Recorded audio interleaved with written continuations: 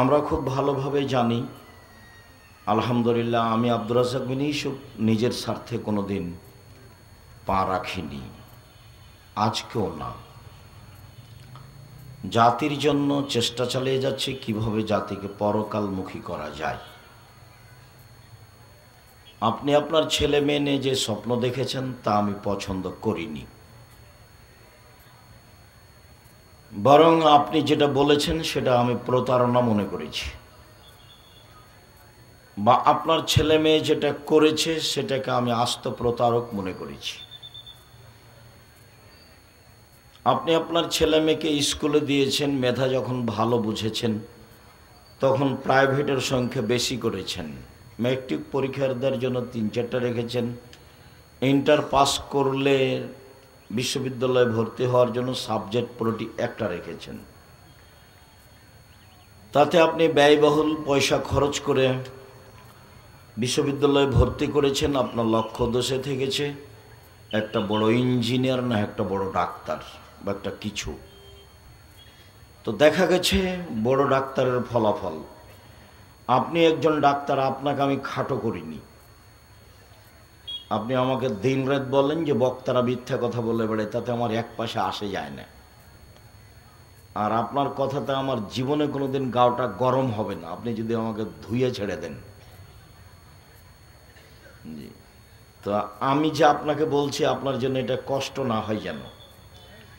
আপনি একটা বড় ডাক্তার, আপনার বাপ মা অনেক পয়সা খরচ করেছে, যেই কোম্পানি আপনার টাকা দেয় সেই কোম্পানির আপনি ওষুধ লেখেন।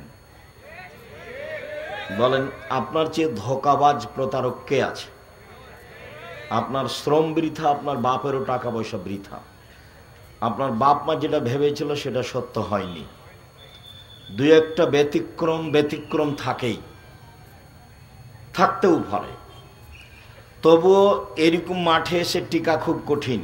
ওরা আমি দেখি, আমি বুঝতে পারি। তো মানুষ যখন 10,000 টাকা আমাকে হাতে দিয়ে বলে যে এটা পাথেও থাকছে, নেন, জোর করে, তখন আমার মনটা বলে যে টাকাটা তো কাজ দিবে ভালো।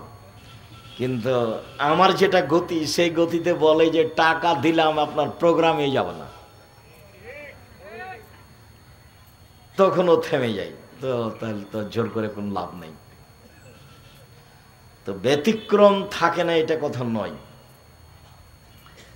যেই কোম্পানির অধীনে আপনি চাকরি করেন, ডাক্তার মানুষ 3 লাখ টাকা বেতন পান, সব এত পরীক্ষা দিতে হবে না। তো ওই ক্লিনিকের সুবিধার্থে আপনি 3টা জায়গায় 5টা দিয়েছেন পরীক্ষা। কি যে করলেন আর কি যে শিখলেন আমি বুঝলাম না। আর বড় ইঞ্জিনিয়ার তো টাকা মেরে খায় রাস্তাঘাটে, আরো কত জায়গায়, সেটা আপনিও ভালো জানেন। তা আপনার ছেলে মেয়ে জাতির কি করতে পারে? অনেক দিন যাবৎ মেয়েকে ডাক্তারি লাইনে পড়ালেন, সাধও খুব, মেয়ে একটা ডাক্তার করব, ডাক্তারি করেও, সেটাও আপনি জানেন। সব মিলে আসলে কি তা কোনোদিন ভেবেছেন কি না তা আমার জানা নাই। তবে আমি খুব ভাবি আপনার বিষয়টা নিয়ে। আর যারা খুব মেধা ভালো বিদেশে চলে গেছে, তো বিদেশি সরকার তাকে, যারা টয়লেট পরিষ্কার করে তার প্রধান করেছে, বেতন দেয় 5 লাখ। তখনও ভাবলো যে আমার মেধা দিয়ে কি দরকার, আমি তো বাংলাদেশে গেলে 2 লাখ টাকা পাবো, এখানে 5 লাখ টাকা পাচ্ছি। কয়েকদিন পরে ও হচ্ছে আমেরিকা লন্ডনের সিটিজেনই পেয়েছে। তো বিশাল ব্যাপার, মনে করলে যে অনেক ব্যাপার, ভালো ব্যাপার। তা আমি আর কি বলি, এখন আলেম মানুষের ছেলে, বাড়ি হলো নীলফামারী, লন্ডনে থাকে, বাপে গেছিল কিভাবে। তো এখন ফজরের সলাতের পরে আমি পিছে পিছে হাঁটছি, আর ওই মওলানা সাহেবের ছেলে আগে আগে হাঁটছে। বাড়িতে যখন ঢুকলো তখন ছেলেরা বের হয়ে বাপকে বলছে গুড মর্নিং। তো ছেলেরা, বাপও বলল গুড মর্নিং। এখন খেতে বসে বলছে আমি কি করি ভাইজান, লন্ডন টাকা ইনকাম করতে এসেছি, আদর্শ বিক্রি করতে আসেনি। আমার ছেলে বলবে এই কথা, বা আমি বলবো, এটা হতে পারে না। মুহাম্মদ সাল্লাল্লাহু আলাইহি সাল্লামের নীতি আসসালামু আলাইকুম, গুড মর্নিং যদি সারা জীবন বলতে থাকেন, মানে তাসবির মতো করে সুবহানাল্লাহ সুবহানাল্লাহ সুবহানাল্লাহ সুবহানাল্লাহ, গুড মর্নিং গুড মর্নিং, কিয়ামত পর্যন্ত যে বলেন, এক নেকি হবে না। আসসালামু আলাইকুম বললে কি হবে? এটা মুহাম্মদ সাল্লাল্লাহু আলাইহি সাল্লামের আদর্শ। যেখানে বিদ্যার কথা এসেছে সেখানে আদর্শের কথা এসেছে, দুইটা পাশাপাশি। আমাদের নবী মুহাম্মদ সাল্লাল্লাহু আলাইহি, এই ছেলে তোমরা যারা দায়িত্ব পালন করছো, এই যে এখনো হাঁটাহাঁটি করছে, আপনি মহিলা মানুষ, ওখানে গল্প করছেন কেন? 3 জন 5 জন বসে আছেন, গল্প করছেন কেন? শরম হয় না? আরে গল্প তো করেই জীবন কাটালেন, আজকে এসেছেন একটু কথা শোনার জন্য, ঢং ঢং করে এসেছেন, আবার ঢং ঢং করে চলে যাচ্ছেন। এটা কোন অভ্যাস? আমি তো আপনার জন্য এসেছি, আমি তো আছি। আরে আশেপাশে কেউ মোটরসাইকেলে স্টার্ট দিতে পাবে না, তোমরা চেষ্টা করো, দূরে গিয়ে দিতে হবে। আমি আদর্শ খুব ভালো বুঝি, আলহামদুলিল্লাহ। এরই নাম হলো আদর্শ চুতো। দাড়িও চাঁচা আছে, মোটরসাইকেল ভালো চালাতে পারে, পাশে স্টেট একবার লাগিয়ে জোরে চলে যাচ্ছে। বলেন তো এটা কোন আদর্শ? তোমরা যে পড়াশোনা শিখছো, নওগাঁ জেলায় চ্যালেঞ্জ করলাম, দেখি কোন মায়ের বেটা আছে এমন বলতে পারে বুক ফুলিয়ে, আমার ছেলে বড় ডাক্তার, নিঃস্বার্থপর, জাতির খিদমত করে। কালকে বলো আমার কাছে গিয়ে, যাতায়াত খরচ আমি দিব ইনশাআল্লাহ। আমি মানুষের কাছে পয়সা নিই না, এর অর্থ এ নয় যে আমি গরিব মানুষ, এ কথা নাই, বা আমি ধনী, যে কথা নাই। আমার আব্বার কৃষক মানুষ ছিলেন, আমাদের কিছু জমি জায়গা আছে, এটুকু সামনে রেখে বলছে আল্লাহ আমাদেরকে ভালো রেখেছেন, ভালো রাখবেন ইনশাআল্লাহ। আপনাদের জামিয়া সালাফে এক সন্ধ্যা খেলে আমি তার টাকা দিয়ে দিই। জামিয়া সালাফের কাছে আমি ঋণী নই। আমার বড় স্বাদ, এ দেশের মাটিতে আমি উন্নত মানের প্রতিষ্ঠান গড়বই গড়ব ইনশাআল্লাহ, যেখানে ছেলে মেয়ে বাংলা, ইংরেজি, আরবি উন্নত মানের শিক্ষা অর্জন করে জাতির অন্যায়ের বিরুদ্ধে লড়বে, মুখে কলমে মিডিয়ায়। দেখেন বাস্তবে আছি, থাকবো ইনশাআল্লাহ। মুখে আছি, এই যে বলছি, কলমে আছি, সাথে আছে মিডিয়া আছে। জামিয়া সালাফে অনলাইন, আল ইতিসাম টিভি আছে, জামিয়া সালাফে প্রেস আছে, জামিয়া সালাফের অধীনে বড় শাখা আছে দাওয়া ইলাল্লাহ, একবারে টেকনাফ থেকে তেঁতুলিয়া পর্যন্ত। তারা সারা দেশে মক্তব গড়বেই ইনশাআল্লাহ। যেখানে ছেলেরা কোরআন মাজিদ পড়তে শিখবে, আদিসা আকীদা ও আদর্শ শিখবে, আরও যত ব্যবস্থাপনা। বাংলাদেশের সর্ববৃহৎ প্রতিষ্ঠান জামিয়া সালাফিয়া, সর্বোচ্চ প্রতিষ্ঠান শিক্ষা মানে জামিয়া সালাফিয়া। আয়াতনে, যেটা আপনার বাড়ির পাশে, যেটাতে আপনি সামনে বৃহস্পতিবার শুক্রবারে যাবেন, তার আয়তন প্রায় 50 বিঘা। তাতে একটা মসজিদ আছে, 3000 মানুষ একতলায় সালাত আদায় করতে পারে, 90% জমির ওপরে। যেটা রূপগঞ্জে আছে জামিয়া সালাফে ঢাকায়, সেটা 100 বিঘা জমির উপরে। যেটা তানোরে মেয়েদের শাখা গড়তে যাচ্ছে, প্রায় 60 থেকে 70 বিঘা জমির উপরে। যেটা দিনাজপুরে আছে প্রায় 20 বিঘা জমির উপরে। এরকমই জমি আছে ময়মনসিংহে, এরকমই প্রায় আছে কুষ্টিয়ায়, এরকম আছে ঝিনাইদহ, এরকম আছে ফেনীতে, প্রায় এরকম আছে চট্টগ্রামে, বরিশালে আছে, তবে অনুকূলে নয়, শহরে চলে প্রতিষ্ঠান। প্রায় 5000-এর বেশি ছেলে মেয়ে পড়াশোনা করে, 519 জন ইয়েতিম আছে, 300 জন শিক্ষক শিক্ষিকা আছেন, প্রতি মাসে বেতন লাগে প্রায় 40 লক্ষ। কিভাবে চলে আমি নিজেই জানি না, তবে আমি দেখি চলছে। আমি আপনাদের প্রতিষ্ঠানের কাছে ঋণী নই, আমি এক সন্ধ্যা খেলে তার টাকা দিয়ে দিই। সম্মানিত দিনী ভাই বোন, আপনি বলেন যে আমার ছেলে মেয়েকে আমি জাতির উদ্দেশ্যে পড়াচ্ছি, আপনার ছেলে মেয়ে তো ঘুম থেকে উঠে গিয়ে স্কুলে বলে, ও কালিমা তোমার আকাশ, ও কালিমা তোমার বাতাস। আমি বলি না, আমার ছেলে মেয়েও বলে না, বলবে না, আশা করছি, দেখি কতদিন আল্লাহ সাথ দেন। আল্লাহর ইচ্ছে যেটা সেটা হবে। আপনারটা বলে, কেন বলে তা আমি বলতে পারবো না। আপনি কেন বলান, কে নওগাঁ জেলাতে শিক্ষিত মানুষ সেটা আমার জানা নাই। ঠাকুর তো জাতির শত্রু, ঠাকুর তো বাঙালিদের শত্রু, ঠাকুর তো বাংলা ভাষার শত্রু, ঠাকুর তো ঢাকা বিশ্ববিদ্যালয়ের শত্রু, ঠাকুর তো মুসলমানের শত্রু। মুসলমান যেদিন ইংরেজদের হাতে অপমানিত জেল হাজতে, সেই দিন ঠাকুর লন্ডনে খুশিতে মুছ পাকায়। সেই ঠাকুরের গান আমার ছেলে মেয়ে বলে, ছি ফু। অযথা বেঁচে থেকে কি হবে? তাহলে এইসব বাদ দেন। সহজ পথ আমি একটা বলেছি, 5 ওয়াক্ত সালাত, হালাল রুজি, কোরআন তেলাওয়াত, আড্ডা পিটা হারাম। আড্ডা পিটা 2 ধরনের। এক, দোকানে বসে গল্প করা, ল্যাংটা মেয়ে দেখা, বদনাম করা, গীবত করা। আড্ডা পিটা 2, কেউ নাই, বড় মোবাইলে ল্যাংটা মেয়ে নাচছে, ঘন্টার ঘন্টা বসে আছেন।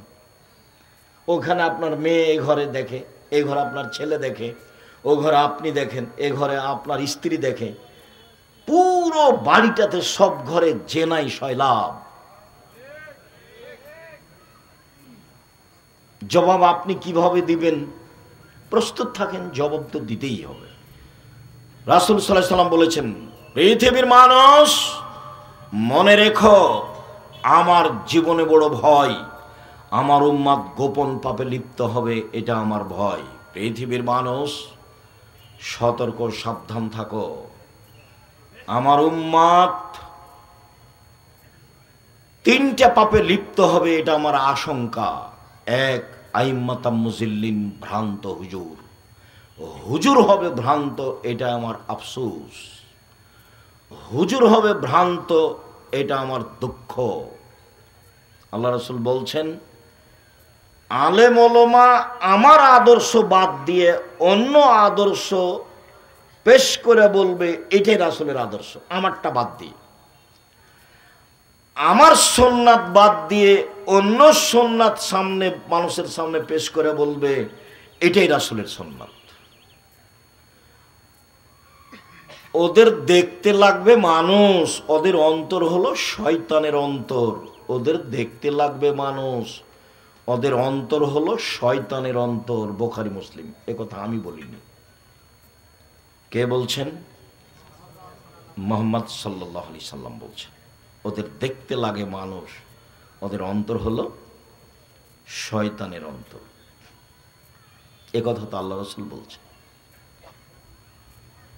মহান আল্লাহ বলেন,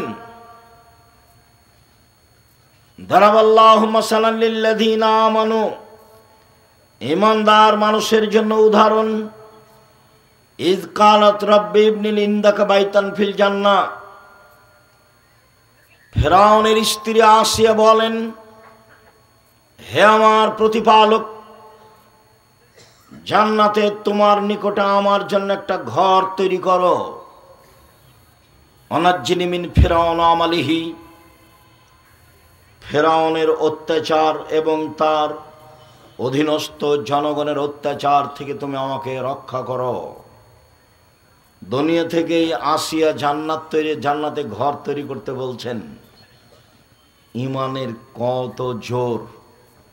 সম্মানিত দিনী বোন, গল্প করবেন না, আপনার সাথে আমার অনেক কথা আছে। আজকে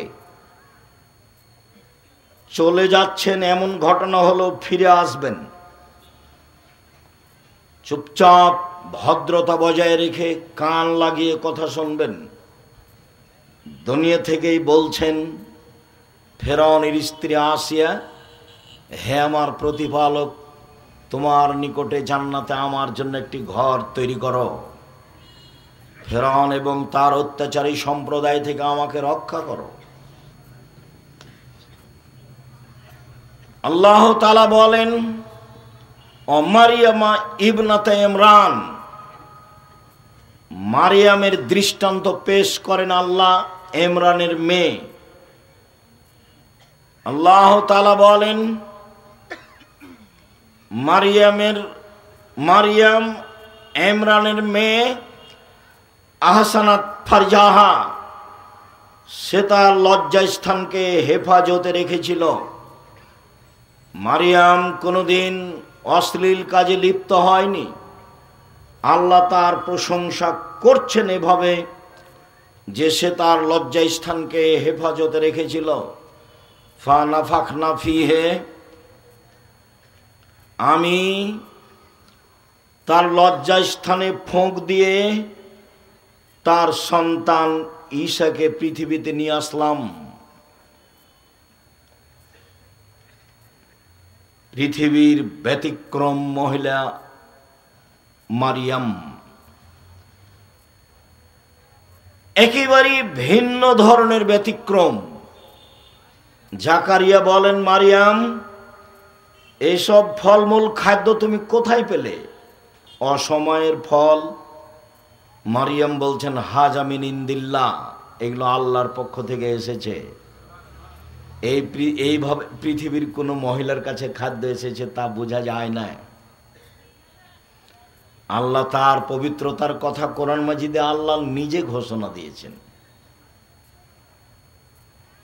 আবু মুসা আশআরী রাদিয়াল্লাহু তাআলা আনহু বলেন, রাসূল সাল্লাল্লাহু আলাইহি ওয়াসাল্লাম বলেছেন, কামালা মিনার রিজালি কাসীর আলাম ইয়াকমাল মিন নিসাইল্লা সালাসা, বহু পুরুষ বড় বড় জান্নাত পাবে, তবে মহিলারা তেমন বড় জান্নাত পাবে না।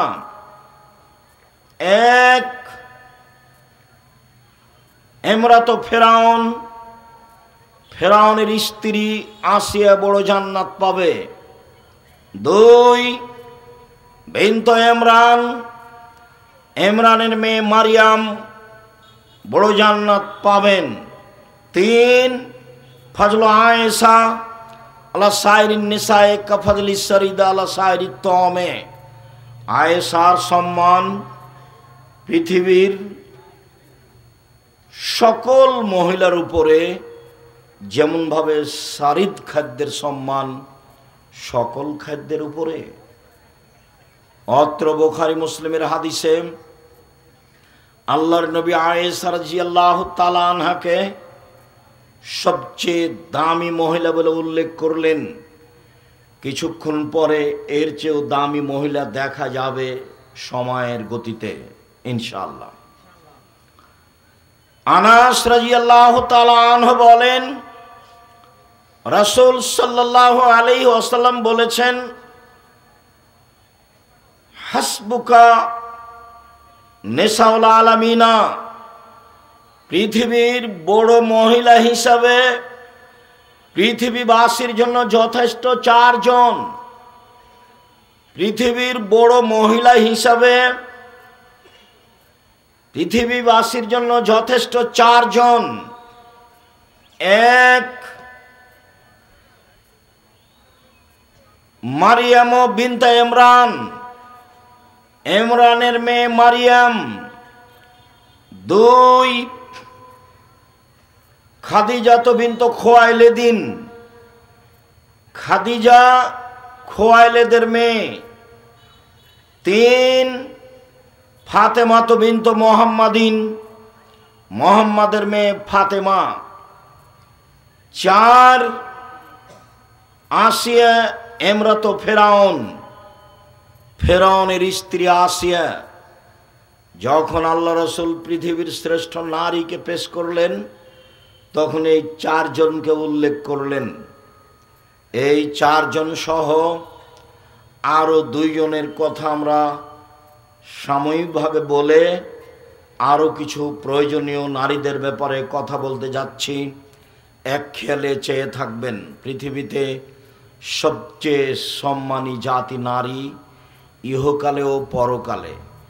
নারী তার মান সম্মান হারিয়েছে নিজের চরিত্রের কারণে। অতীত জাহেলিয়াতের যুগে ওই সময়ে মানুষ নারীদের দাম দেয়নি। হিন্দুরা আজও নারীদের দাম দেয় না। হিন্দু মেয়েরা বাপের জমি জায়গা পায় না।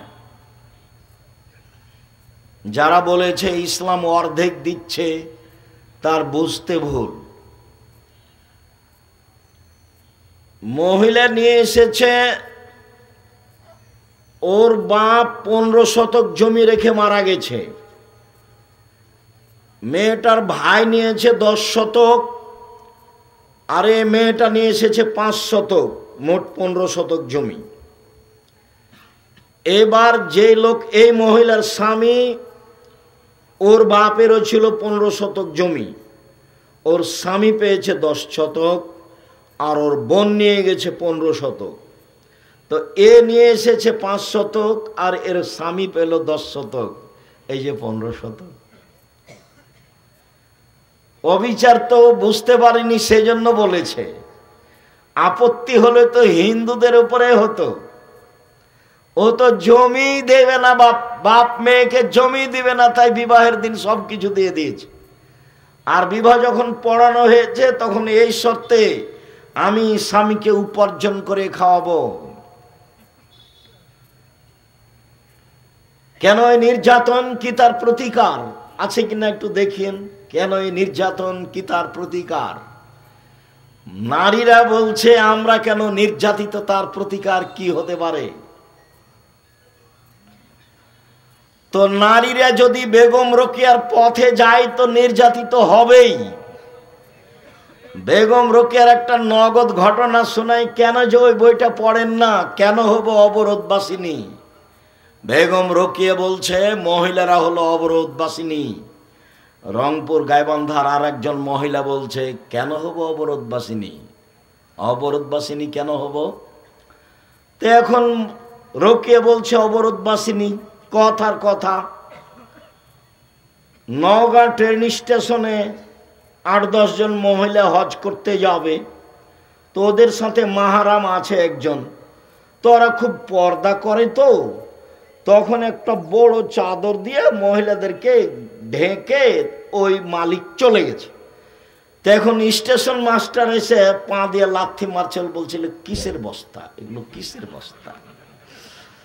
পর্দার নিন্দা দেখাচ্ছে বেগম রোকেয়া, পর্দার নিন্দা। এই পর্দা কেন?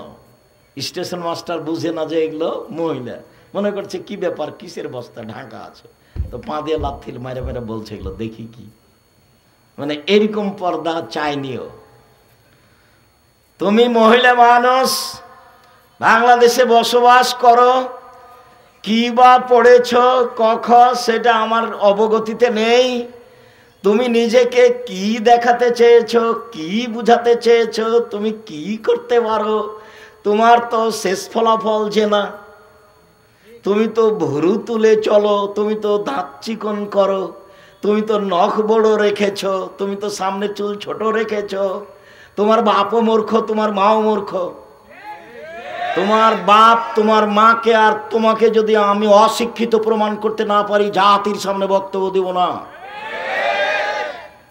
জাতির যদি রাস্তাঘাট করে দিতে না পারি, জাতির যদি স্কুল কলেজ করে দিতে না পারি, জাতিকে চূড়ান্ত সঠিক ধর্ম দিতে পারবো ইনশাআল্লাহ।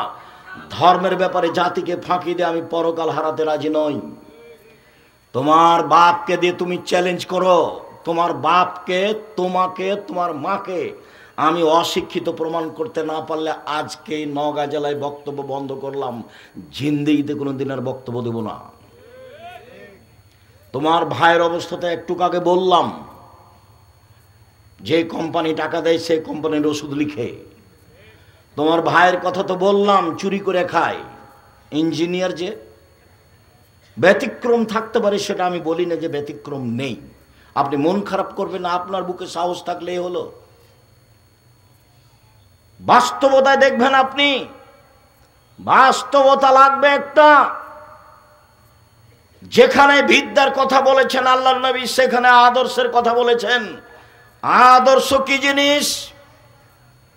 জাবের বললেন আল্লাহর নবী, আমার আব্বা ওহুদের যুদ্ধে শহীদ হয়েছেন, 9 জন মেয়ে রেখে আমার 9 জন বোন আছে। আমার বোনদের সমবয়সের মেয়েকে আমি বিবাহ করতে চাইনি 4টা কারণে। আল্লাহর নবী, আমার বোনদের সমবয়সের কম বয়সের মেয়েকে আমি বিবাহ করতে চাইনি 4টা কারণে। বুখারী মুসলিম। 1, লিতুআল্লিমাহুন্না, বেশি বয়সের মহিলা বিবাহ করেছি যাতে করে আমার স্ত্রী আমার বোনদেরকে বিদ্যা শিখাতে পারে।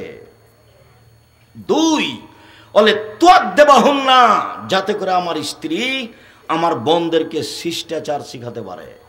শিষ্টাচার কি জিনিস? নখ বড় কি শিষ্টাচার?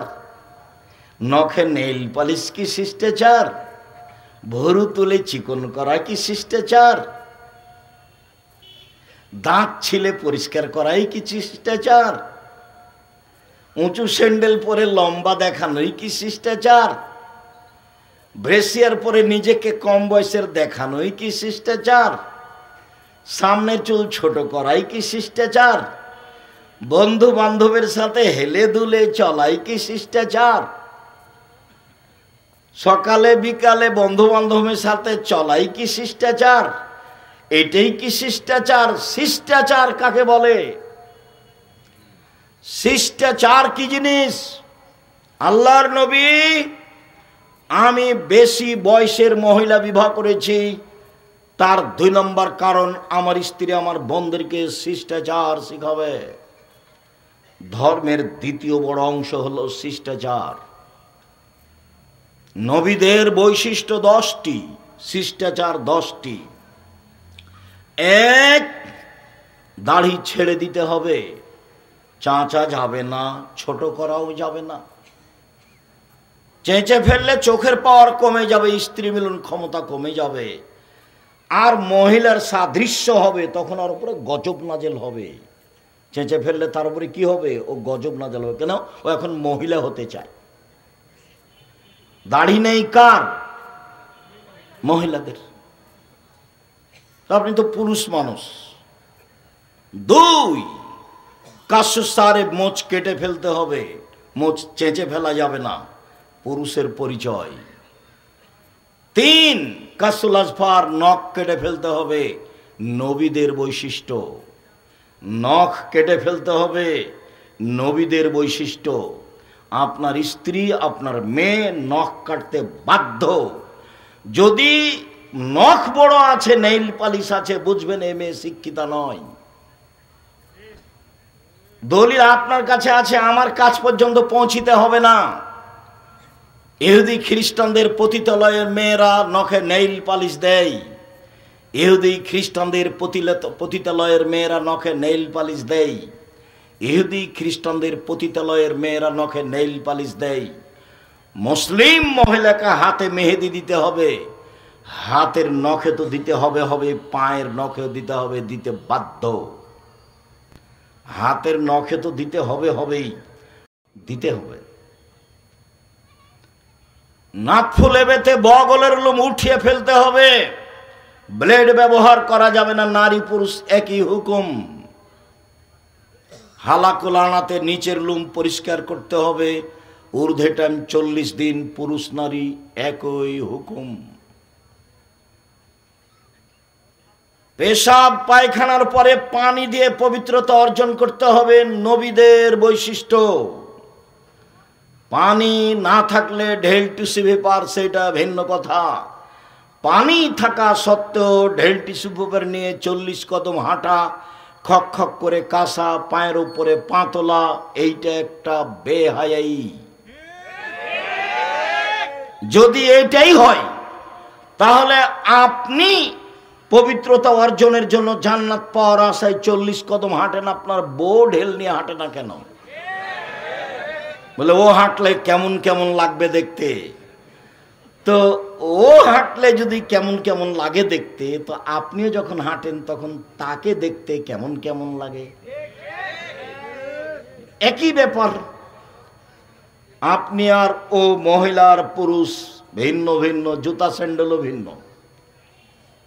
আয়েশা রাদিয়াল্লাহু তাআলা আনহা বলেন, যেসব মহিলারা পুরুষের জুতা স্যান্ডেল পরে ওদের উপরে অভিশাপ। যেসব মহিলারা পুরুষের জুতা স্যান্ডেল পরে তাদের উপরে অভিশাপ। আবু হুরায়রা রাদিয়াল্লাহু তাআলা আনহু বলেন, রাসূল সাল্লাল্লাহু আলাইহি ওয়াসাল্লাম বলেছেন, মান তাসাব্বাহা বিকওমিন ফাহুয়া মিনহুম। চলা ফিরায়, খানা পানিতে, উঠা বসাতে, পোশাক আশাকে, কলম খাতাতে, প্রতিষ্ঠানের নিয়ম নীতিতে খ্রিস্টানের সাথে মিশে যাবে তা যারা, তাদের কিয়ামত হবে তাদের সাথে। শুনুন, একদা রাসূল সাল্লাল্লাহু আলাইহি ওয়াসাল্লাম আফসোস করে বলেন, পৃথিবীর মানুষ শুনে রেখো, আমি আমার উম্মতের উপরে আশঙ্কা করে যাচ্ছি, আমার উম্মত ইহুদি খ্রিস্টানের সাথে মিশে যাবে।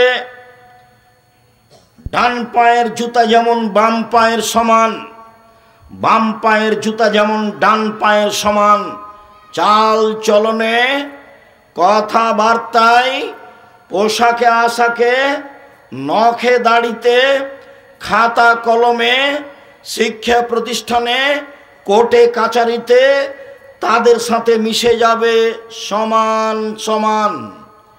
এবার তিনি নিচের দিকে নামতে লাগলেন। নামতে নামতে নামতে বলছেন, পৃথিবীর মানুষ শুনে রেখো, ইহুদি খ্রিস্টান যদি মার সাথে জেনা করে থাকে তো আমার উম্মতও তাদের সাথে মিল দিতে গিয়ে মায়ের সাথে জেনা করবে।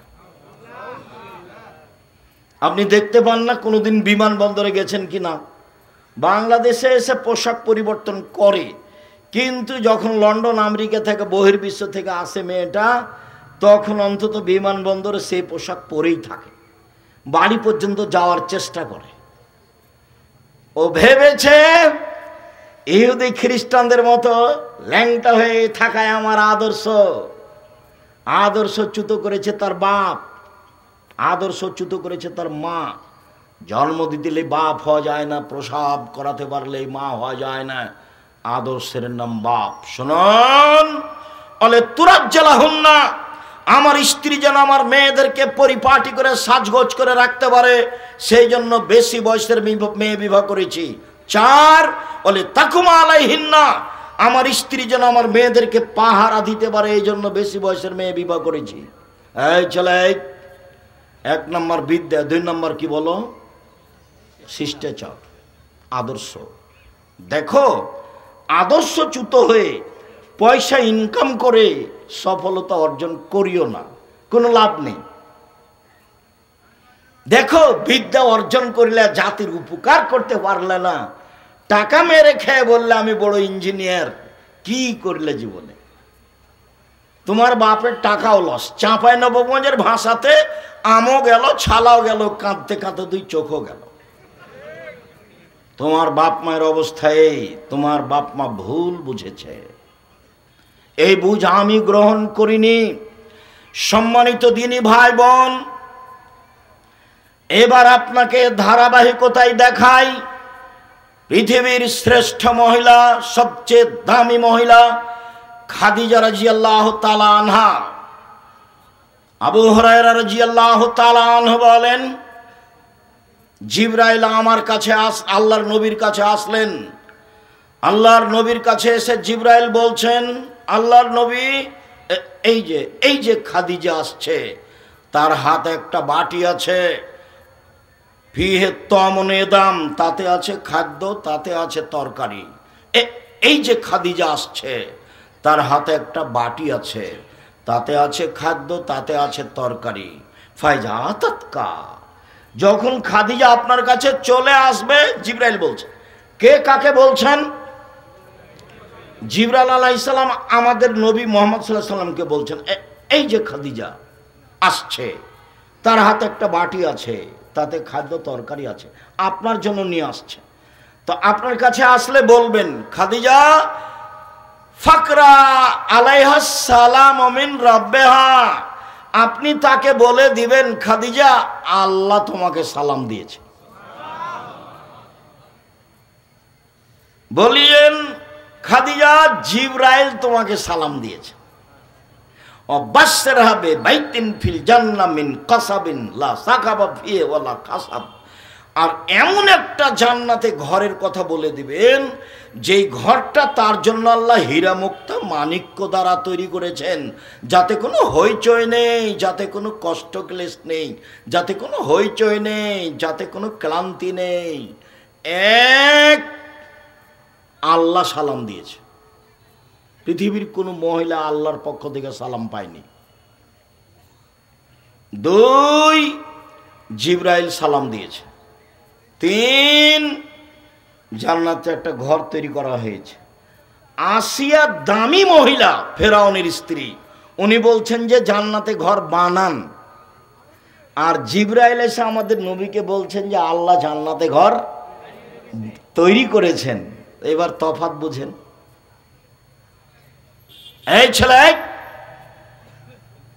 ওই যে কম বুদ্ধির ছেলে পাশ থেকে উঠছোটা আপনি খেয়াল করেন না কেন? আমি তো আর কোনো কেসা কাহিনী নিয়ে আসিনি। আপনি ভদ্রতা বজায় রেখে কিছুক্ষণ অপেক্ষা করবেন। আমি আপনার বিদ্যার উপরে মাঝে মধ্যে আঘাত করতে চেয়েছি। কেন? যেই বিদ্যা আপনার ক্ষতি করে সে বিদ্যা মূলত বিদ্যা নয়। আপনি বাংলা ইংরেজি শিক্ষা অর্জন করেন কিন্তু জাতির উপকারার্থে করেন। কার উপকারার্থে? জাতির উপকারার্থে। আরে পয়সা তো হিন্দুরও আছে, পয়সা তো ইহুদি খ্রিস্টানদেরও আছে, টাকা তো ওদের, পৃথিবী তো তাদের। ওই নবীর যুগেও ছিল পৃথিবী তাদের, আজও পৃথিবী তাদের। তো আপনি মধ্যখানে এসে তাদের সাথে মিশে যে কি করছেন এবার দেখেন। রাসূল সাল্লাল্লাহু আলাইহি সাল্লাম বলছেন, পৃথিবীর মানুষ শুনে রেখো, লা তাত্তাবিউনা সুনানা মান কানা ক্বাবলাকুম, তোমরা ইহুদিদের খ্রিস্টানদের সাথে মিশে যাবা। শিবরান বে শিবরিন, ডান হাতের বিঘত যেমন বাম হাতের সমান, সমান সমান মিশে যাবা। 2 জেরান বে জেরাইন, বাহু যেমন বাহুর সমান। 3 ডান পায়ের জুতা যেমন বাম পায়ের সমান, তেমনি মিশে যাবা। এবার নিচে নামতে লাগলেন। শোনো শোনো শোনো, খারাপ হতে হতে হতে একেবারে একেবারে নিকৃষ্ট প্রাণী গুই সাপ। গুই সাপ, ইহুদি খ্রিস্টান যদি গুই সাপের গর্তে ঢোকে তো হারাম উপার্জন করতে করতে ওদের পোশাক পরতে পরতে তোমরা ওই গুই সাপের গর্তে ঢুকে যাওয়া। গুই সাপের গর্তের আবার কি সমস্যা? কেন তিনি বললেন? কেন তিনি বললেন? কেন তিনি গুই সাপের কথা বলবেন মুহাম্মদ সাল্লাল্লাহু আলাইহি সাল্লাম? তার মানে নিচে নামতে নামতে, হারাম খেতে খেতে, নিয়ম নীতি নিজের পাল্টাতে পাল্টাতে এমন ভাবে পাল্টে যাবে যে এই একটা প্রাণী ওর গর্তে যদি ইহুদি খ্রিস্টান ঢোকে তো আমরা তাল মিলাতে মিলাতে আমরাও গুই সাপের গর্তে ঢুকে যাব। মুহাম্মদ সাল্লাল্লাহু আলাইহি সাল্লাম বলছেন, পৃথিবীর মানুষ শুনে রেখো, আমার উম্মতের উপরে আমার বড় ভয় আশঙ্কা। 1 ভ্রান্ত হুজুর, 2 সাত্তালতাহিকু কাবাইলু মিন উম্মতি বিল মুশরিকিন, আমার উম্মত হিন্দুদের সাথে মিশে যাবে, এইটা আমার ভয়।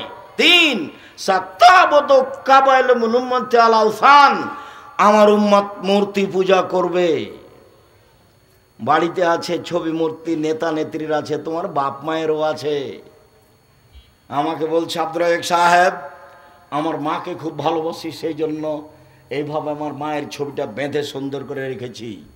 আমি বলছি, ছি, আপনি কুসন্তান, আপনি খারাপ সন্তান। ওর মাকেও সম্মান করছে কিভাবে?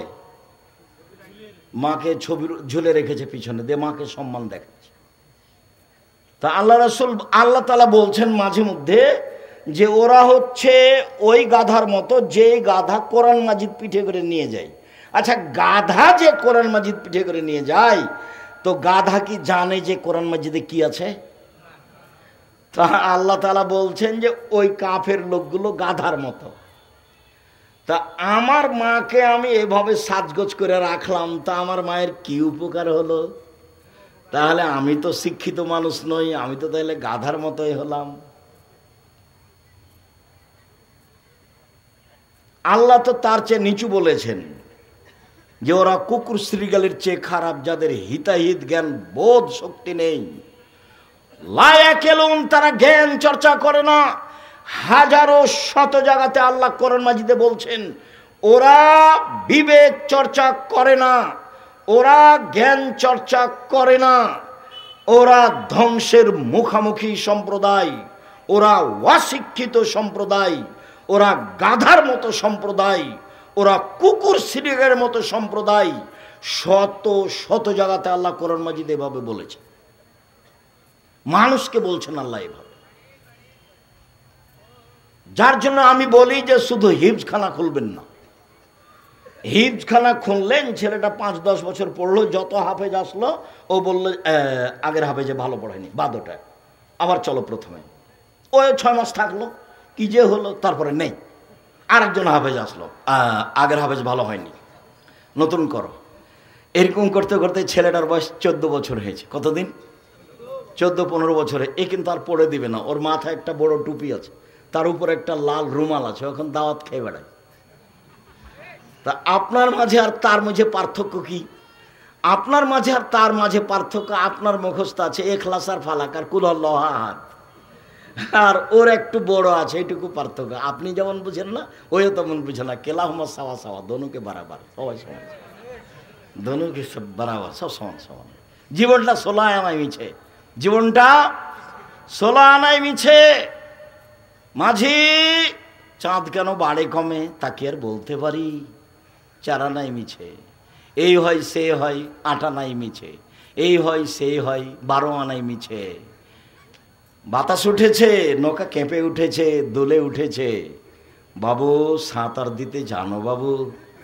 না রে বাবু না, আমি তো সাঁতার দিতে জানি না। মাঝি বলে, এখন দেখি বাবু তোমার জীবন 16 আনায় মিছে। বাপ বেটার জীবন 16 আনায় মিছে। মনে কিছু নিয়েন না, আপনাকে আমি কষ্ট দিনই, আপনাকে আমি বুঝাতে চাচ্ছি ভুল হিসাব। হিসাব আপনার ভুল আছে। সম্মানিত দ্বীনি বোন, আপনার ইমানের দুর্বলতা। আরে দেখেন না ইমান কি জিনিস? দুনিয়াতেই বলছেন যে আপনি বলে দেন খাদিজাকে, এক আল্লাহ সালাম দিয়েছে। আরে খাদিজা তো মানুষ, অন্য কিছু নাকি? খাদিজা কি অন্য কিছু? এটি তো মানুষ। 2 জিবরাইল সালাম দিয়েছে। 3 জান্নাতে ঘর তৈরি করা হয়েছে। তো আব্দুর রাজ্জাক সাহেব 2-1টা খাদিজার কথা বলবেন, একটু শোনান না। আমরাও জানি যে খাদিজা মহিলা মানুষ, কিন্তু কি করতে পারি আপনাকে একটু বলি। তাহলে একটু 1 মিনিট এক খেলে চেয়ে থাকবেন। মুহাম্মদ সাল্লাল্লাহু আলাইহি সাল্লাম একদিন গারে হিরা থেকে এসে বলছেন, খাদিজা খাদিজা খাসিদ আলা নাফসি, আমি মনে হয় মরে যাব, আমি মনে হয় মরে যাব। জাম্মিলুনি জাম্মিলুনি, কম্বল দিয়ে আমাকে জড়িয়ে ধরো, আমার যে কি হয়। এই কথা আল্লাহ রাসূল বললেন। এবার খাদিজা বলছেন, দেখেন আপনাকে একটু পার্থক্য দেখাবো, চেয়ে থাকবেন এক খেয়ালে। এবার খাদিজা রাদিয়াল্লাহু তাআলা বলছেন, কাল্লা, কখনো নহে, অসম্ভব, এটা হতে পারে না, আপনার কোনো সমস্যা হবে না। আল্লাহে আল্লাহর কসম, আল্লাহে আল্লাহর কসম, আল্লাহে আল্লাহর কসম। এক, ইন্নাকা তাসিলুর রাহেমা, আপনি আত্মীয়র সাথে সদাচরণ করেন। 2, তাহমিলুল কাল্লা, নিঃস্ব মানুষের বোঝা বহন করেন। 3, তাকসিবুল মাদুমা, যার কিছুই নাই তার ব্যবস্থা করেন। 4, তাকরিজ জাইফা, মেহমানকে খাবার দেন। 5, বিপদগ্রস্তদের সাথে থাকেন। কখনো নহে, অসম্ভব, কিছুই হবে না, আল্লাহর কসম, আল্লাহর কসম, আল্লাহর কসম। 1, সদাচরণ করেন। 2, নিঃস্ব মানুষের সাথে থাকেন। 3, নিঃস্ব মানুষের বোঝা বহন করেন। 4, মেহমানের খাওয়ার ব্যবস্থা করেন। 5, অসহায় মানুষের সাথে দিনরাত থাকেন। কখনো নহে, অসম্ভব, কিছু হবে না। এটা খাদিজা।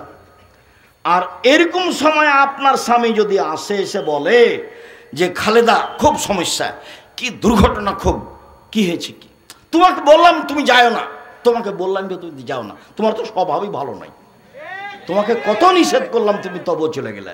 এই দেখেন, এ হলো খালেদা আর হলো খাদিজা, এ হলো খালেদা আর হলো খাদিজা। তফাত আছে, অনেক তফাত। এইখানে আর একটা কথা বলি, সময়ের গতিতে হবে।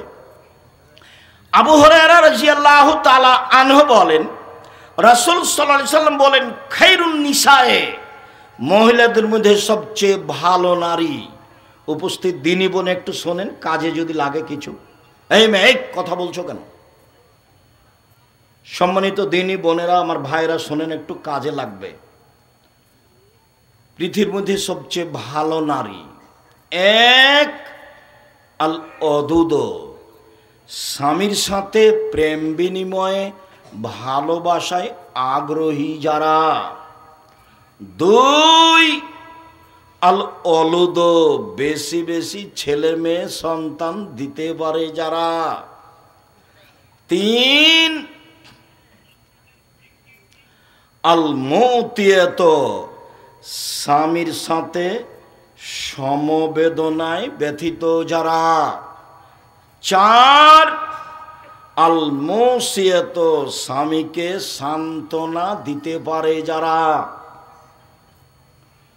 মানে স্বামী তো বাইরে যায়, সমস্যা থাকতেই পারে, আপনি তার সাথে ক্ষেপে উল্টা কথা বলছেন কেন?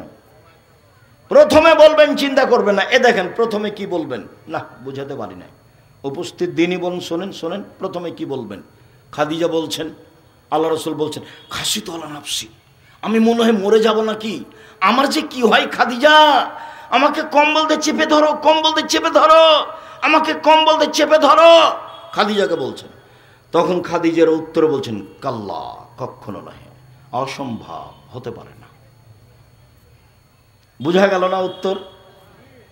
খাদিজা তো জিজ্ঞাসাই করেননি যে কি হয়েছে, ঘটনা তুমি বলো না। আরে বলো না ঘটনা কি, এগুলো বলছে না। তুমি বলবে না কি হয়েছে, কি ঘটনা, তুমি বলবে না, এ কোনো কথা নেই। উত্তরে বলছেন কাল্লা, কখনো নয়, অসম্ভব, এটা হতে পারে না। তারপর বলছেন আল্লাহে, আল্লাহর কসম, আল্লাহে, আল্লাহর কসম, আল্লাহে, আল্লাহর কসম, আল্লাহ আপনাকে অপমান করবেন না। হলো, কোনো কথা বলেনি। তারপরে এবার কারণ বলছেন, 1 2 3 4 5, আর একটা আছে 6। চলেন আমার চাচার কাছে, চলেন ওয়ারাকা ইবনে নওফেলের কাছে চলেন, চলেন একটু ব্যাপারটা জেনে আসি। সান্ত্বনা দিচ্ছেন, আরো নিয়ে যাচ্ছেন সাথে করে, স্বামীকে সাথে করে নিয়ে যাচ্ছেন পৃথিবীর সবচেয়ে বড় দামি মানুষ। স্বামীকে নিয়ে গিয়ে বলছেন, চাচা দেখেন তো আপনার ভাইয়ের ছেলে কি বলে। হ্যাঁ মোহাম্মদ, বলো তো কি হয়েছে। মোহাম্মদ সাল্লাল্লাহু আলাইহি সাল্লাম বলেন, আমি গারে হিরাই ছিলাম, কে আমাকে এসে চেপে ধরে বলল পড়ো, আমি বললাম পড়তে জানি না। চেপে ধরে বলল পড়ো, আমি বললাম পড়তে জানি না। চেপে ধরে বলল পড়ো, আমি বললাম পড়তে জানি না। তখন তিনি বললেন, ইকরা বিস্মি রব্বিকাল্লাযী খালাক, খালাকাল ইনসানা মিন আলাক, এগুলো বললেন। এই পর্যন্ত বলতেই ওয়ারাকা বলছেন, আরে থামো থামো, শোনো শোনো শোনো, ও তো জিবরাইল, তোমাকে তো এলাকার লোক বের করে দিবে।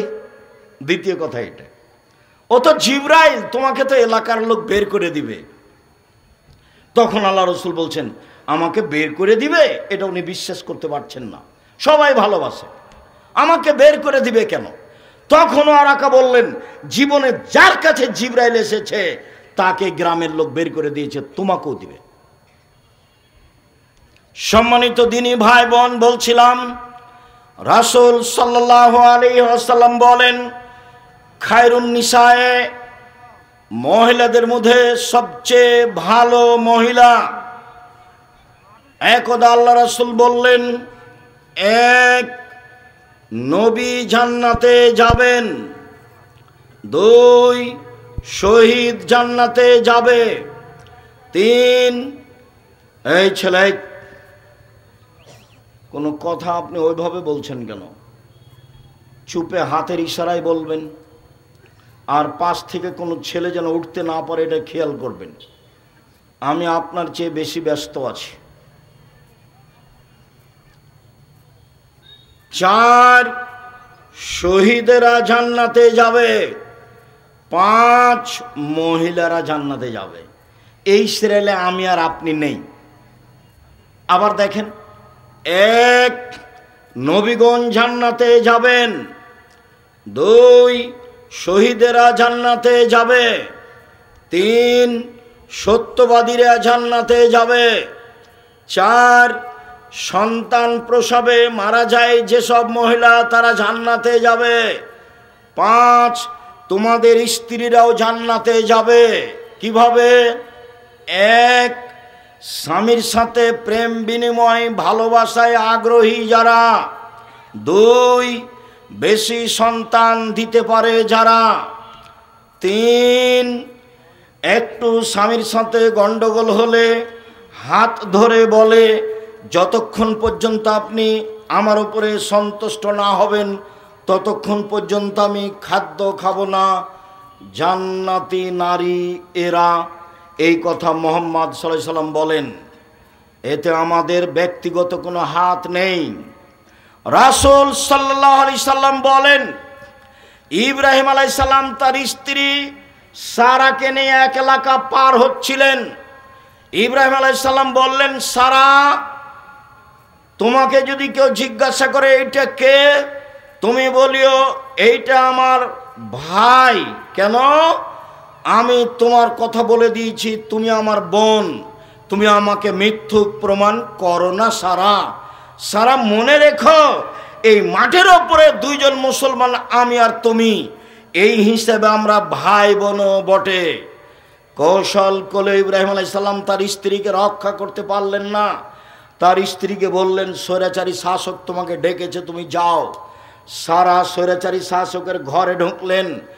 ঘরে ঢুকতেই স্বৈরাচারী শাসক দাঁড়িয়ে হাতটা তার দিকে আগিয়েছে। তখন সারা বলছেন, থামেন, আগে ওযু হবে, 2 রাকাত সালাত হবে, তারপরে কোনো কথা। সারা ওযু করলেন, 2 রাকাত সালাত আদায় করলেন, তারপরে বলছেন, আল্লাহুম্মা, হে আল্লাহ, ইন কুনতু আমানতু বিকা ওয়া বিরাসূলিকা, আমি যদি তোমাকে আল্লাহ বলে মেনে নিয়ে থাকি, আমি যদি তোমার নবী ইব্রাহিমকে নবী বলে মেনে নিয়ে থাকি, ওয়া হাসানতু ইল্লাল্লাহ ফারজি, আমার লজ্জা স্থানকে আমার স্বামী ছাড়া জিন্দগিতে কাউকে ব্যবহার করতে না দিয়ে থাকি, ফালা তুসাল্লিত আলাল কাফেরা, এই নির্জনে কাফের যেন আমার গায়ে হাত লাগাতে না পারে। দিনী বোন শোনেন, নিরাশা হবেন না।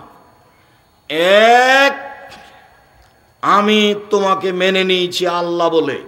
2, আমি ইব্রাহিমকে নবী বলে মেনে নিয়েছি। আমি বলি না যে ইব্রাহিম আমার স্বামী, এই কথা পরে, আমি বলছি ইব্রাহিম নবী। 3, জিন্দেগিতে আমি কোনোদিন জেনায় লিপ্ত হইনি। এই কথা 3টা যদি সত্য হয়, তাহলে এই যেন আমার নির্জনে গায়ে হাত লাগাতে না পারে। কথা শেষই হয়নি, অজ্ঞান হয়ে পড়ে গেছে। আপনি মহিলা মানুষ, আপনার একটু সাহস হয় না? তো আপনার দেবরের সাথে ভাসুরের সাথে কত গল্প, কি দিয়ে আল্লাহ কথা কবুল করবেন? স্বামী যখন থাকে না তখন কত গল্প, আপনার কি দিয়ে কথা কবুল হবে? কথা যে আপনার কবুল হবে তার কিছু পথঘাট তো থাকতে হবে। সম্মানিত দিনী ভাই ও বোন, ইব্রাহিম আলাইহিস সালাম তার স্ত্রী বাচ্চাকে রেখে দিলেন। দাওহাতা, স্ত্রী বাচ্চাকে রেখে দিলেন ছোট পাকুড় গাছের নিচে। ফকা জমজমা, জমজম কূপের উপরে। ফিয়াল আল মসজিদে, মসজিদের পাশে। তখন মসজিদ নেই, রেখে দিয়ে তিনি হাঁটছেন। পিছনে পিছনে হাজেরা বলছেন, ইয়া ইব্রাহিম আইনা তাজহাব, ইব্রাহিম আপনি কোথায় যাচ্ছেন? ইয়া ইব্রাহিম আইনা তাজহাব, আপনি কোথায় যাচ্ছেন?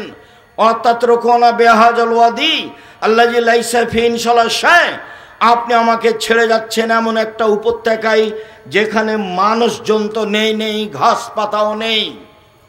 ওয়াজালা লা ইয়ালতাফিতু ইলাইহা, স্বামী তার দিকে তাকাচ্ছেন না। ওয়াকালাত যালিকা মিরারান, তিনি বারবার বলছেন, ইব্রাহিম আপনি কোথায় যাচ্ছেন? এই উপত্যকা আমাকে ছেড়ে যাচ্ছেন। একবারও যখন লক্ষ্য করলেন না, নিরুপায় হয়ে স্ত্রী বলছেন, আপনি কি আল্লাহর অনুমতিতে চলে যাচ্ছেন? আল্লাহ কি আপনাকে এইভাবে চলে যেতে বলেছেন? আরে আপনি আমাকে কিছু বলবেন তো, তুমি থাকো, কোনো সমস্যা নেই, আল্লাহ তোমাকে দেখবে, এরকম কিছু আপনি আমাকে বলবেন না? আমাকে রেখে একটা দুধের বাচ্চা সহ চলে যাচ্ছেন, আপনাকে কি আল্লাহ এভাবে চলে যেতে বলেছেন? তখন ইব্রাহিম আলাইহিস সালাম বলছেন, নাম, হ্যাঁ, হ্যাঁ ছাড়া কোনো শব্দ নাই ওখানে। যখন বললেন হ্যাঁ, তখন স্ত্রী বলছেন, ফালা ইউজাইয়িনুল্লাহু তাআলা, আচ্ছা ঠিক আছে, আপনি চলে যান, আল্লাহ আমাকে ধ্বংস করবেন না। একটু আগিয়ে গিয়ে ইব্রাহিম আলাইহিস সালাম সানিয়া পাহাড়ের কাছে গিয়ে কেবলামুখী হয়ে হাত তুলে বলছেন, রব্বানা ইন্নী আসকানতু মিন যুরিয়াতি বিওয়াদিন গায়রি যি যারইন ইনদা বাইতিকাল মুহাররাম, হে আমার প্রতিপালক, আমার পরিবারের কিছু অংশ রেখে দিলাম তোমার কাবা ঘরের পাশে, যেখানে মানুষজন তো নেই, ঘাস পাতাও নেই। একটু আগে স্ত্রী যা বললেন স্বামী তাই বলছেন। একটু আগে স্ত্রী বললেন, ইব্রাহিম আপনি আমাকে ছেড়ে কোথায় যাচ্ছেন, যেখানে মানুষজন তো নেই, ঘাস পাতাও নেই। এবার ইব্রাহিম আলাইহিস সালাম আল্লাহর দরবারে হাত তুলে বলছেন কিবলামুখী হয়ে, আল্লাহ আমার পরিবারের কিছু অংশ রেখে দিলাম তোমার কাবা ঘরের পাশে, যেখানে মানুষজন তো নেই, ঘাস পাতাও নেই। কিভাবে বাঁচবে সেটা আমি জানি না, কিভাবে থাকবে খাবে সেটা আমি জানি না। তুমি বলেছ, তোমার আদেশ পালনার্থে আমি রেখে চলে গেলাম। উভয়েরই ঈমানের দাবি। ঈমান কাকে বলে? ঈমান যত বেশি হবে পাপ তত কম হবে, ঈমান যত কম হবে পাপ তত বেশি হবে। ঈমান দিয়ে পাপ ঠেকানো যায়, এরই নাম ঈমান। বিপদে পড়ে হাত তুলে দোয়া করবেন, এর চেয়ে বড় বিপদ কি হতে পারে? দুধের বাচ্চা স্ত্রীকে রেখে চলে যেতে হবে, কথা বলাও নিষেধ, কথা বলাও যাবে না। চিন্তা করো না, থাকো, একদিন আসবো, দেখা সাক্ষাৎ হবে, কোনো কথা নেই। ওইভাবে রেখে চলে যাচ্ছেন। ভালোবাসার অভাব ছিল না, একটু দূরে গিয়ে হাত তুলে দোয়া করছেন। হাত তুলে দোয়া আমরা তুলে দিনি, নামাজের পরে সবাই মিলে হাত তুলে দোয়া করা সত্যই বিদআত।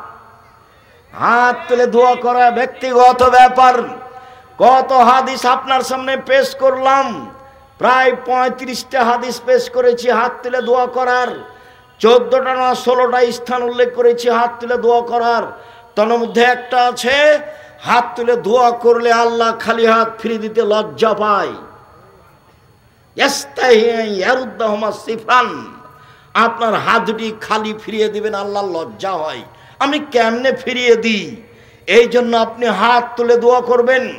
চাওয়ার প্রয়োজন আছে, দুই চোখের পানি ঝরবে, হাত এইভাবে উঠে থাকবে, নয় এইভাবে উঠে থাকবে। ওকে সন্তান দিতেই হবে। তুমি আজিজ পরাক্রমশালী, তোমাকে কেউ ঠেকাতে পারে না। আমার কোনো সন্তান নেই, তুমি সন্তান আমাকে দিয়ে দিলে তোমার কেউ বিচার করতে পারবে না। আমার ছেলেকে যদি তুমি আলবানি করে দাও, তাহলে তোমার বিচার কেউ করতে পারবে না। তুমি আজিজ পরাক্রমশালী, তোমার কোনো অংশীদার নেই, লা শারিকা লাহু, তার কোনো শরিক নেই।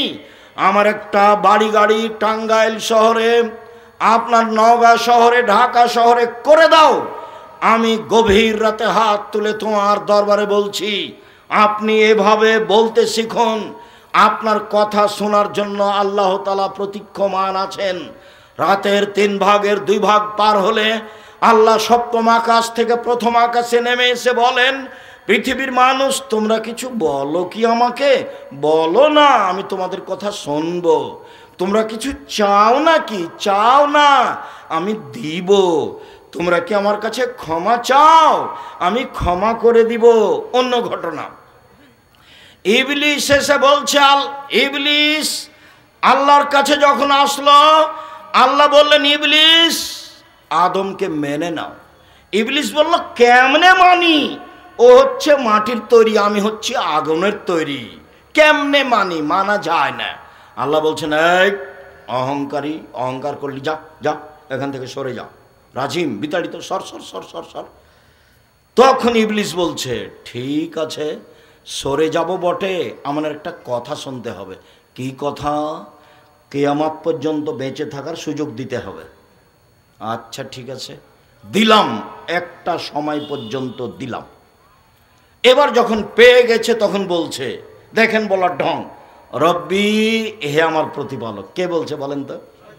শয়তান বলছে। দেখেন বলার ঢং, রব্বি, হে আমার প্রতিপালক, ইজ্জতেকা, তোমার সম্মানের কসম, তোমার মর্যাদার কসম, তোমার কসম করে বলছি, আদমের ছেলে মেয়ের দেহে যতক্ষণ শ্বাস আছে, ওকে আমি পাপী করব করব করব, ও কেমনে জান্নাতে যাইতে আমি দেখে ছেড়ে দেব।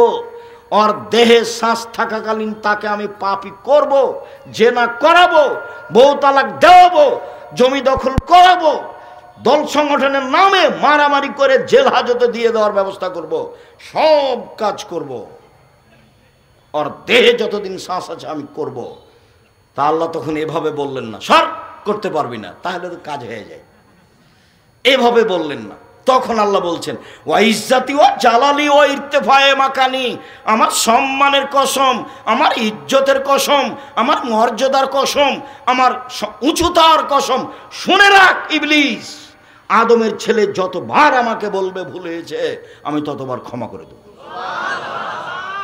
ও যদি পাপ করতেই থাকে আর বলতে থাকে আমি ক্ষমা করে দেব। আদম সন্তান শুনে রাখো, মা দাও তানি ওরা যাও তানি, তুমি যেভাবে আশা পোষণ করো সেভাবে আমি পূর্ণ করে থাকি। তুমি যেভাবে বলো আমি সেভাবে তোমার আশা পূর্ণ করে থাকি। তুমি যা বলো তা আমি মেনে নিই।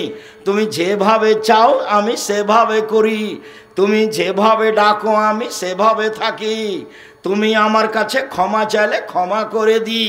আমি পরোয়া করি না তুমি কত বড় পাপী, আমি পরোয়া করি না তুমি কত বড় পাপী, আমি পরোয়া করি না তুমি কত বড় পাপী। আদমের ছেলে মেয়ে শোনো, তোমার পাপ বেশি হতে যদি আকাশে লেগে যায়, পাপ আর পাপ, এরপরে যদি তুমি আমার কাছে ক্ষমা চাও তাহলে আমি তোমাকে ক্ষমা করে দিব। তুমি যেভাবে ডাকো আমি সেভাবে থাকি। তুমি যেভাবে আশা পোষণ করো সেভাবে পূর্ণ করে থাকি। তুমি যেভাবে ডাকো আমি সেভাবে থাকি। তুমি যেভাবে আশা পোষণ করো সেভাবে আমি পূর্ণ করে থাকি। ক্ষমা চাইলে ক্ষমা করে দিই। আমি পরোয়া করি না তুমি কত বড় পাপী, আমি পরোয়া করি না তুমি কত বড় পাপী, আমি পরোয়াই করি না। আল্লাহ তাআলা বলছেন, আমাদের নবী বলেন, ইন তুআযযিবহুম ফাইন্নাহুম ইবাদুকা, ঈসা আলাইহিস সালাম বলেছেন, আল্লাহ আমার কথা জিজ্ঞাসা করছেন কেন? আমি কাউকে বলেছি যে আমি আল্লাহ? আমি কাউকে বলিনি তোমার জীবদ্দশায়। শোনো, আল্লাহকে বলছেন ঈসা আলাইহিস সালাম, ইন তুআযযিবহুম ফাইন্নাহুম ইবাদুকা, আপনি শাস্তি দিলে দেন, আপনার বান্দাকে আপনি শাস্তি দেন, আমার কি আছে? আন তাগফির লাহুম ফাইন্নাকা আনতাল আজিজুল হাকীম, আর তুমি যদি ক্ষমা করো তুমি পরাক্রমশালী, কেউ তোমাকে ঠেকাতে পারে না। ফেরাউনকে ক্ষমা করে দিলে তোমার বিচার কেউ করতে পারবে না। করো, শাস্তি দিলে দাও, তোমার বান্দা, আমার কি করার আছে? ক্ষমা করলে করো, তুমি পরাক্রমশালী, তোমার কেউ বিচার করতে পারে। হ্যাঁ, ফেরাউন ক্ষমা পাবে কেন? এরকম বলার কেউ আছে? কেউ নাই। কিয়ামত পর্যন্ত কেউ দাঁড়াতে পারবে না। হ্যাঁ, এ বিচার কেন? ওর নাম আজিজ। ওর নাম কি? আজিজ, কাদির, জব্বার, প্রতাপশালী, মালিকুল আমলাক, রাজাধিরাজ, কোন পরোয়া করে না। ফাউলুল লিমা ইউরিদ, যা ইচ্ছা তাই করে। তো যা ইচ্ছা তাই করো, তো গভীর রাতে বলছি আমাকে একটা ছেলে দাও না, দাও ছেলে আমাকে একটা দাও, ঠিক আছে দিব। তা আপনি বলছেন কেমন করে বলছেন? ন্যাংরা খোড়া করে বললে হবে? পাকা পোক্তা করে বলতে হবে। দেখেন না কিভাবে বলছেন। আয়েশা রাদিয়াল্লাহু তাআলা আনহা বলেন, আল্লাহর নবী বলছেন, আয়েশা, এই যে জিবরাইল তোমাকে সালাম দিল। তখন আয়েশা বলছেন, ওয়া আলাইহিস সালাম ওয়া রাহমাতুল্লাহি ওয়া বারাকাতুহু, জিবরাইল কো সালাম, তার উপরে শান্তি। আপনি তো দেখতে পান, আমরা তো দেখতে পাই না। আপনি তো দেখতে পান, কোথায় জিবরাইল? আমরা তো দেখতে পাই। এক বিছানে তিনজন, জিবরাইল আলাইহিস সালাম, মুহাম্মদ সাল্লাল্লাহু আলাইহি সাল্লাম এবং আয়েশা রাদিয়াল্লাহু আনহা, এক বিছানে, এক ল্যাপের নিচে তিনজন। কিন্তু আয়েশা দেখতে পান না জিবরাইল কোথায়। অথচ আল্লাহ রাসূল বলছেন, আয়েশা, এই যে জিবরাইল, হাজা জিবরাইল, এই যে জিবরাইল তোমাকে সালাম দিল। এখন আয়েশা নিরুপায় বলছেন যে আপনি তো দেখতে পান, আমরা তো দেখতে পাই না। মানুষ জিবরাইলকে দেখতে পাবে না, নবীরা পায় না। মানুষের এই চক্ষু, এই ক্ষমতা জিবরাইলকে দেখতে পারবে না। আর জিবরাইল মানুষের সাথে সরাসরি কথা বলেন না, আল্লাহ তো বলেনই না। নবীদের সাথে বলেন। সম্মানিত দিনী ভাই বোন, মহিলা মানুষের সম্মান অনেক বেশি। আল্লাহ রাসূল বলেন, পৃথিবীর মহিলা শুনে রেখো, কোন পিতা যদি দুইটা মেয়ের লালন পালন করে, দুইটা বড় হওয়া পর্যন্ত, বিবাহ হওয়া পর্যন্ত, আমি মুহাম্মদ সাল্লাল্লাহু আলাইহি সাল্লাম এবং মেয়ের পিতা একসাথে জান্নাতে থাকবো। এইভাবে আঙ্গুল দুটি জমা করে দেখালেন। তারপরে তিনি বললেন, পৃথিবীর মানুষ শুনে রেখো, কেউ যদি তিনটা মেয়ের লালন পালন করে, এক, আল্লাহ মহন্না মেয়েদের বিদ্যা শিখিয়ে দেয়, দুই, আদাবাহন্না মেয়েদের শিষ্টাচার শিখিয়ে দেয়, তিন, আহসানা ইলাইহিন্না তাদের সাথে ভালো আচরণ করে, তাহলে মেয়ে তিনটি বিচারের মাঠে বাপের জন্য জাহান্নাম থেকে অন্তরাল হয়ে যাবে। এইভাবে অন্তরাল হবে। ওইদিকে আছে জাহান্নাম, মধ্যে আছে মেয়েরা, এদিকে আছে বাপ। মেয়েরা বলবেন আল্লাহকে, আমার আব্বাকে আগে জান্নাতে দিতে হবে, তারপরে কোনো কথা। এখন আপনার চোখের সামনে মেয়ে নখ ছোট বড় করে রাখে, নেইল পালিশ দেয়, ল্যাংটা পোশাকে ঘুরে, আপনি কিছুই বলেন না, তাহলে কি মেয়ে আপনার পক্ষে বলবে? কতদিন বলেছি, দিনের মতো মনে আছে, ঝকঝকে হে। বাপ কাকে বলে আপনাকে আমি বুঝাতে পারিনি, 1 মিনিট। সম্মানিত দিনী ভাই বোন, আয়েশা রাদিয়াল্লাহু তাআলা আনহা বলেন, আমরা এক সফরে ছিলাম, হঠাৎ আমার গলার হার হারিয়ে গেল, খুঁজে পায় না, কোথায় হার খুঁজে পায় না। মানুষজন আটকা পড়ে গেল, পানি নেই, অজুও করতে পারে না, সালাত আদায় করতে পারে না। আমরা বড় বিপাকে।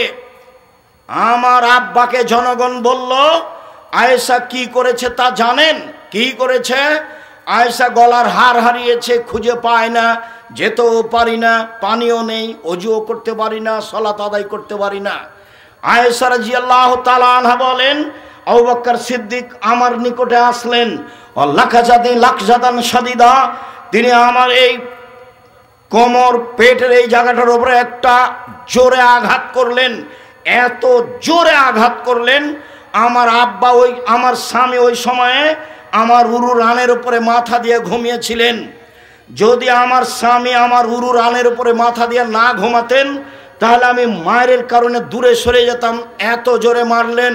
এই ছেলে, থামো একটু। সম্মানিত দিনী ভাই বোন, এইটা আপনার জন্য অতীব জরুরি। আপনি আর আমি ছেলে মেয়ে লালন পালন করতে ভুল বুঝেছি। আমি আর আপনি ছেলে মেয়ে লালন পালন করতে ভুল বুঝেছি। আমি আর আপনি যেটা বুঝেছি, তাতে আমাদের ইহকাল পরকাল নেই, এইটা আপনাকে বুঝাতে চাচ্ছি। তো মেয়ের উরু রানের উপরে জামাই যদি মাথা দিয়ে ঘুমিয়ে থাকে, তো আমাদের দেশের লোকেরা কি ওখানে যাবে?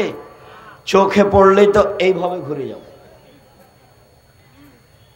তো দেখেন আরবিদের গতি, এইভাবে জামাই ঘুমিয়ে আছে, উনি গিয়ে মেয়ের কোমরের উপরে মেরে দিলেন। মারলেন পৃথিবীর সবচেয়ে বড় মানুষ, মারলেন পৃথিবীর সবচেয়ে বড় মহিলাকে, মারলেন সবচেয়ে বড় মানুষের সামনে, মারলেন হাত দিয়ে, মারলেন বিবাহদারী মেয়েকে, মারলেন পূর্ণ যুবতী মেয়েকে, মারলেন খোলা মাঠে, মারলেন দিন দুপুরে, মারলেন প্রায় 1400 মানুষের সামনে।